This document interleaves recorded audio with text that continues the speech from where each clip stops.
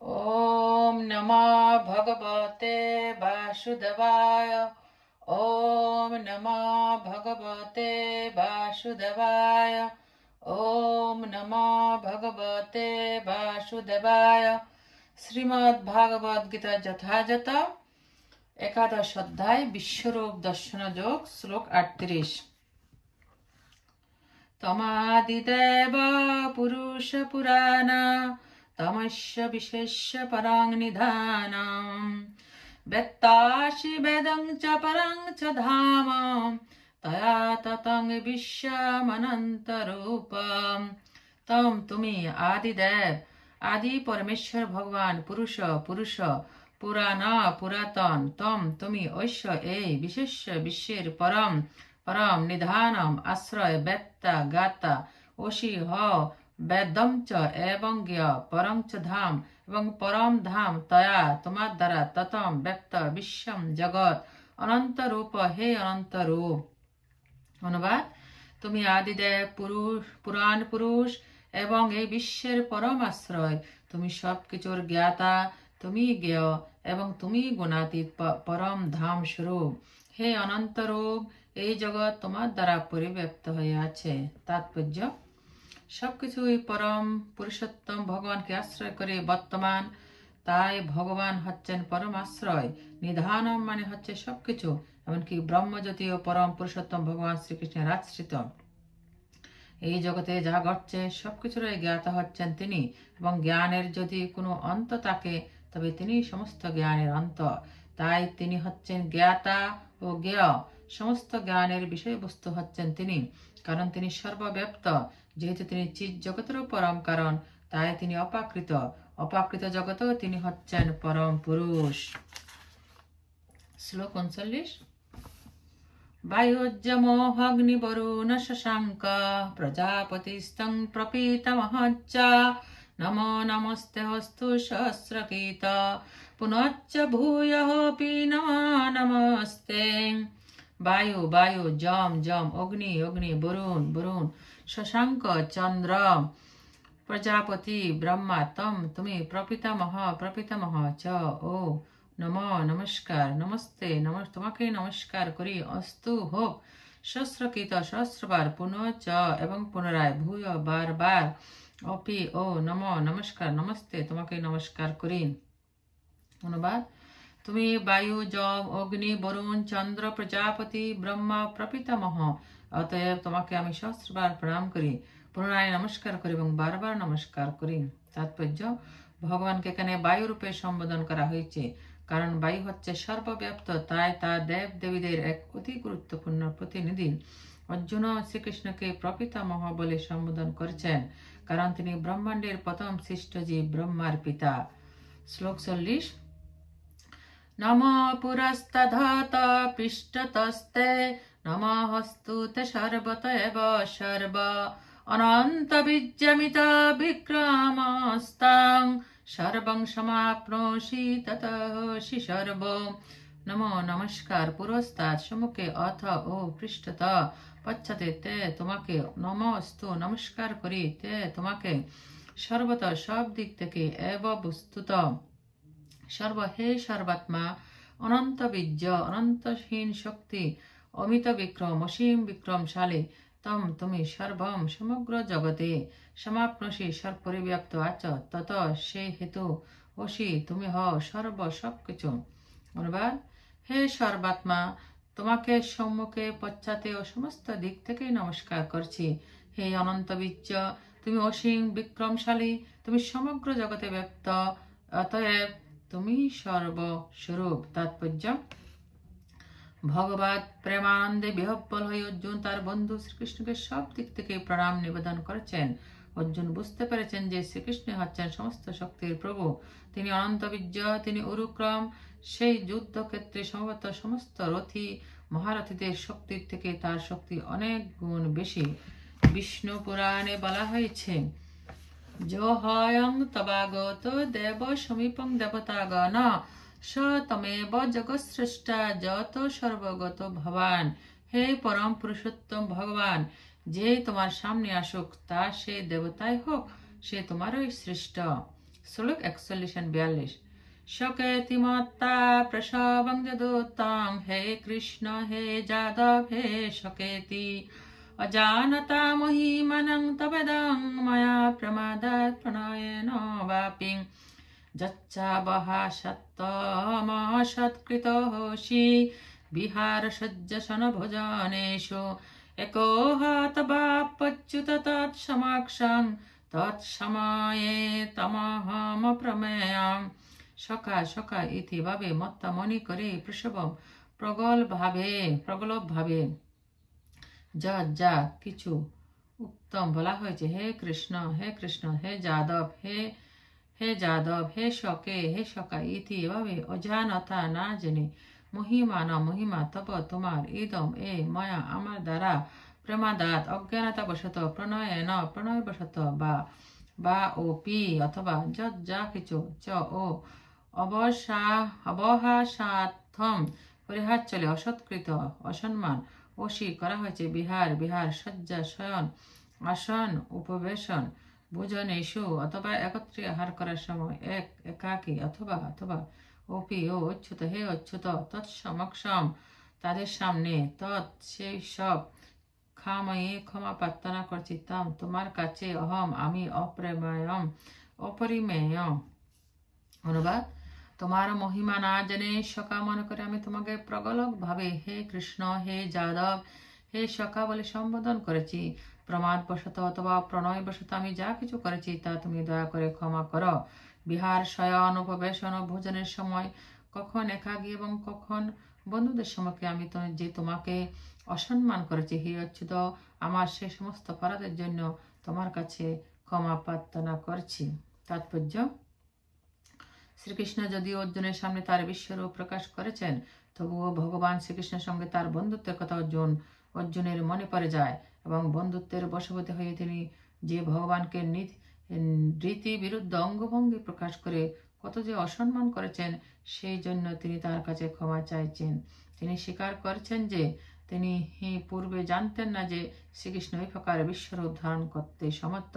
যদি অন্তরঙ্গ বন্ধুরূপে তিনি সেই কথা পূর্বে তাকে বলেছেন, অর্জুন মনে করতে পারছেন না কতবার তিনি ভগবান শ্রীকৃষ্ণের অনন্ত বৈভবের কথা বিস্মিত হয়ে তাকে হে কৃষ্ণ হে বন্ধু হে যাদব আদি সম্বোধন করে তাকে শ্রদ্ধা করেছেন। কিন্তু শ্রীকৃষ্ণ এতই করুণাময় যে এই প্রকার ঐশ্বর্যের অধিকারী হওয়া সত্ত্বেও তিনি অর্জুনের সঙ্গে বন্ধুত্বের মতো খেলা করেছেন। এমন ভাবেই ভগবানের সঙ্গে তার ভক্তের অপ্রাকৃত প্রেমের বিনিময় হয়ে থাকে। ভগবান শ্রীকৃষ্ণের সঙ্গে জীবের যে সম্পর্ক তা নিত্য শাশ্বত, তা কখনোই বিস্মিত হওয়া যায় না। যেমন আমরা শ্রীকৃষ্ণের সঙ্গে অর্জুনের ব্যবহারের মধ্যে উপলব্ধি করতে পারি, ভগবানের বিশ্বরূপের বৈভব দর্শন করা সত্ত্বেও অর্জুন ভগবানের সঙ্গে তার বন্ধুত্বের কথা ভুলে যাননি।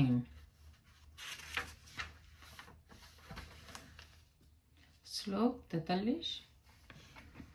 পিতাশি লোকস্য চরাচরস্য তমস্য পূজ্যচ্চ গুরু গরীয়ান ন তৎসমহস্তভাধিক ভূতহন্য লোকত্রয়েহ প্রতিম প্রভাব।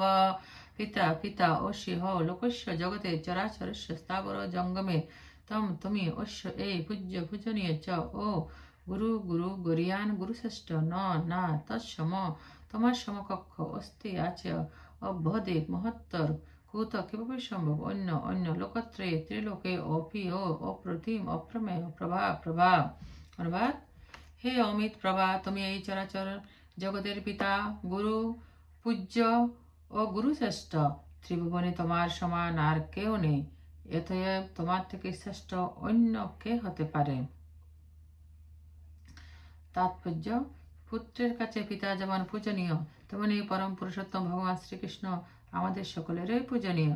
তিনি সকলের গুরু, কারণ তিনি সর্বপ্রথম ব্রহ্মাকে বৈদিক জ্ঞান দান করেন এবং এখানে তিনি অর্জুনকে ভগবদ গীতার তত্ত্বজ্ঞান দান করেছেন। তাই তিনি হচ্ছেন আদি গুরু। সদ্গুরু হচ্ছেন তিনি যিনি ভগবান শ্রীকৃষ্ণ প্রবর্তিত পরম্পরা অপকৃত তত্ত্বজ্ঞান লাভ করেছেন। ভগবান শ্রীকৃষ্ণের প্রতিনিধি না হলে কেউ অপকৃত তত্ত্বজ্ঞান দানকারী গুরু পদবাচ্য হতে পারেন না। ভগবানকে সর্বতভাবে প্রণাম নিবেদন করা হয়েছে। ভগবানের মহত্ব অপরিমেয়। পরম পুরুষোত্তম ভগবান শ্রীকৃষ্ণ থেকে শ্রেষ্ঠ আর কেউ নেই। কারণ প্রাকৃত ও অপ্রাকৃত উভয় জগতে এমন কেউ নেই যিনি ভগবানের সমকক্ষ অথবা ভগবানের চেয়ে শ্রেয়। সবাই ভগবানের অধস্তন, কেউ ভগবানকে অতিক্রম করতে পারে না। এই কথা শ্বেতাশ্বতর উপনিষদে বলা হয়েছে। না তস্য কার্যং করণং চ বিদ্যতে না তৎসমচ্চবহিধি কচ্চ দৃশ্যতে। পরমেশ্বর ভগবান শ্রীকৃষ্ণের ইন্দ্রিয় ও দেহ একজন সাধারণ মানুষের মতো, কিন্তু ভগবানের ইন্দ্রিয়, দেহ, মন এবং ভগবান স্বয়ং অভিন্ন। যে সমস্ত মূর্খ মানুষ ভগবান সম্বন্ধে যথাযথ জ্ঞান প্রাপ্ত করেনি বা প্রাপ্ত হয়নি, তারা বলে যে শ্রীকৃষ্ণের আত্মা, হৃদয়, মন ও সব কিছুই শ্রীকৃষ্ণের থেকে ভিন্ন। শ্রীকৃষ্ণ হচ্ছেন পরম তত্ত্ব, তাই তার ক্রিয়াকলাপ ও শক্তি পরম শ্রেষ্ঠ। শাস্ত্রে বলা হয়েছে যে যদিও তার ইন্দ্রিয় আমাদের মতো নয়, তবুও তার প্রতিটি অঙ্গে সমস্ত ইন্দ্রিয়ের কাজ করতে পারে। তাই তার ইন্দ্রিয় পূর্ণ বা অথবা সীমিত নয়। কেউ তার থেকে মহত্ব হতে পারে না, কেউ তার সমকক্ষ হতে পারে না। তাই সকলেই তার থেকে নিম্নতর স্তরে অবস্থিত। পরম পুরুষোত্তমের জ্ঞান, শক্তি ও ক্রিয়াকলাপ সবই অপ্রাকৃত। ভগবদ গীতায় বলা হয়েছে, জন্ম কর্ম চময় দিব্যম এবং যো ব্যক্তি তত্ত্বত ত্যক্তাদহং পুনর্জন্ম নৈতি মামেতি সুহর্জন। যারা জানেন যে শ্রীকৃষ্ণের দেহ চিন্ময় এবং তার ক্রিয়াকলাপ দিব্য, তারা মৃত্যুর পর ভগবত ধামে শ্রীকৃষ্ণের কাছে ফিরে যান এবং তাদের আর এই দুঃখময় জড়জগতে ফিরে আসতে হয় না। তাই আমাদের জানতে হবে যে শ্রীকৃষ্ণের কার্যকলাপ অন্য সকলের কার্যকলাপের থেকে ভিন্ন। শ্রীকৃষ্ণের নির্দেশ অনুসারে জীবনযাপন করাই শ্রেষ্ঠ পন্থা। এভাবে জীবনযাপন করার ফলে আমরা আমাদের জীবন সার্থক করে তুলতে পারি। শাস্ত্রে আরো বলা হয়েছে, এমন কেউ নেই যিনি শ্রীকৃষ্ণের প্রভু, সকলে তার বৃদ্ধ। শ্রী চৈতন্য চরিতামৃতে আদি লীলায় বলা হয়েছে, একলে ঈশ্বরে কৃষ্ণ আর সব ভৃত্য। শ্রীকৃষ্ণ হচ্ছেন ভগবান এবং আর সকলেই তার ভৃত্য, সকলেই তার আদেশ পালন করে চলেছে। এমন কেউ নেই যিনি শ্রীকৃষ্ণের উপদেশ অমান্য করতে পারে। তার অদক্ষতায়, তার পরিচালনায় সকলেই পরিচালিত হচ্ছে। ব্রহ্মসংহিতাতে বলা হয়েছে তিনি হচ্ছেন সর্বকারণের পরম কারণ। শ্লোক ৪৪। তস্মাৎ পনম্য পনিধায় কায়ং প্রসাদয়েতাম হমি ঈশমীডম পিতেব পুত্রস্য সকেব শক্যো প্রিয় প্রিয়ায়াহ শীতব শূদ্রম। তস্মাৎ অতএব প্রণম্য প্রণাম করে, প্রণিধায় দণ্ডবৎ পতিত হয়ে, কায়ম দেহ প্রসাদয়ে কৃপা ভিক্ষা করেছি, তাম তোমার কাছে অহম আমি ঈশম পরমেশ্বর ভগবান, ইডম পরম পূজ্য, পিতা ইব পিতা যেমন, পুত্রস্য পুত্রের সখা ইব সখা যেমন, শক্কু সখার প্রিয় প্রেমিক, প্রিয়ায়া প্রিয়া অহর্ষি সমত্ত, দেব হে দেব শূদ্রম ক্ষমা করতে। অনুবাদ, তুমি সমস্ত জীবের পরম পূজ্য পরমেশ্বর ভগবান, তাই আমি তোমাকে দণ্ডবৎ প্রণাম করে তোমার কৃপা ভিক্ষা করেছি। হে দেব, পিতা যেমন পুত্রের, সখা যেমন সখার, প্রেমিক যেমন প্রিয়ার অপরাধ ক্ষমা করেন, তুমি সেভাবেই আমার অপরাধ ক্ষমা করতে সমর্থ। তাৎপর্য, শ্রীকৃষ্ণের ভক্ত শ্রীকৃষ্ণের সঙ্গে নানা রকম সম্বন্ধের দ্বারা সম্পর্কিত। কেউ শ্রীকৃষ্ণকে তার পুত্র বলে মনে করে, কেউ তাকে তার পতি বলে মনে করেন, কেউ আবার তাকে সখা অথবা প্রভু বলে মনে করেন। শ্রীকৃষ্ণ ও অর্জুন বন্ধুত্বের দ্বারা সম্পর্কিত। পিতা যেমন সহ্য করেন এবং পতি অথবা প্রভু যেমন সহ্য করেন, তেমনি শ্রীকৃষ্ণ সহ্য করেন। শ্লোক ৪৫। অদৃষ্টপূর্বং ঋষিতস্মি দৃষ্টা ভয়েন চ প্রবর্ধিতং মনো মে তদৈব মে দর্শয় দেব রূপং প্রসীদ দেব সজগন্নিবাসং। অনুবাদ, তোমার এই বিশ্বরূপ যা পূর্বে কখনো দেখিনি, তা দর্শন করে আমি আনন্দিত হয়েছি, কিন্তু সেই সঙ্গে আমার মন ভয়ে ব্যথিত হয়েছে। তাই হে দেবেশ, হে জগন্নিবাস, আমার প্রতি প্রসন্ন হও এবং পুনরায় তোমার সেই রূপই আমাকে দেখাও। তাৎপর্য, অর্জুন শ্রীকৃষ্ণের নিত্য বিশ্বস্ত, কারণ তিনি তার অন্তরঙ্গ প্রিয় সখা। প্রিয় সখা যেমন তার সখার বৈভব দর্শনে অত্যন্ত আনন্দিত হয়, অর্জুনও তেমন আনন্দিত হন যখন তিনি দেখলেন তার প্রিয় সখা শ্রীকৃষ্ণ হচ্ছেন পরম পুরুষোত্তম ভগবান, যিনি তার অমন বিস্ময়কর বিশ্বরূপ প্রদর্শন করতে পারেন, কিন্তু তখন আবার সেই বিশ্বরূপ দর্শন করে তার মনে ভয় হয়, কারণ শ্রীকৃষ্ণের প্রতি তার বিশুদ্ধ বন্ধুত্ব বলে না জানি কত অপরাধ তিনি করেছেন। এভাবে বিধয়ে তার মন চঞ্চল হয়ে ওঠে, যদিও ভয় পাবার তার কোনো কারণ ছিল না। তা অর্জুন তাই শ্রীকৃষ্ণকে অনুরোধ করছেন তার চতুর্ভুজ নারায়ণ রূপ দেখাবার জন্য, কারণ তিনি তার ইচ্ছা অনুসারে যে কোনো রূপ ধারণ করতে পারেন। শ্রীকৃষ্ণের এই বিশ্বরূপ এই জগতের মতো জড় ও অনিত্য, কিন্তু বৈকুণ্ঠলোকে তার যে দিব্য রূপ তা হচ্ছে চতুর্ভুজ নারায়ণ রূপ। চিদাকাশে অসংখ্য গ্রহ রয়েছে এবং সেই প্রতিটি গ্রহে শ্রীকৃষ্ণ তার অংশ প্রকাশ রূপে ভিন্ন ভিন্ন নামে বিরাজ করেন। তাই অর্জুন বৈকুণ্ঠে যে সমস্ত রূপ প্রকাশিত তার একটি রূপ দেখতে চাইলেন। যদিও প্রত্যেকটি বৈকুণ্ঠ লোকে ভগবানের নারায়ণ রূপ চতুর্ভুজ, তবে তার সেই চার হাতে বিভিন্নভাবে তিনি শঙ্খ, চক্র, গদা ও পদ্ম প্রতীক চিহ্নগুলি ধারণ করেন। এই চারটি প্রতীক কোন হাতে কিভাবে তিনি ধারণ করে আছেন সে অনুসারে নারায়ণ ভিন্ন ভিন্ন নামে অভিহিত হন। এই সমস্ত রূপগুলি শ্রীকৃষ্ণের থেকে অভিন্ন, তাই অর্জুন তার সেই চতুর্ভুজ রূপ দর্শন করার আকাঙ্ক্ষা করছেন।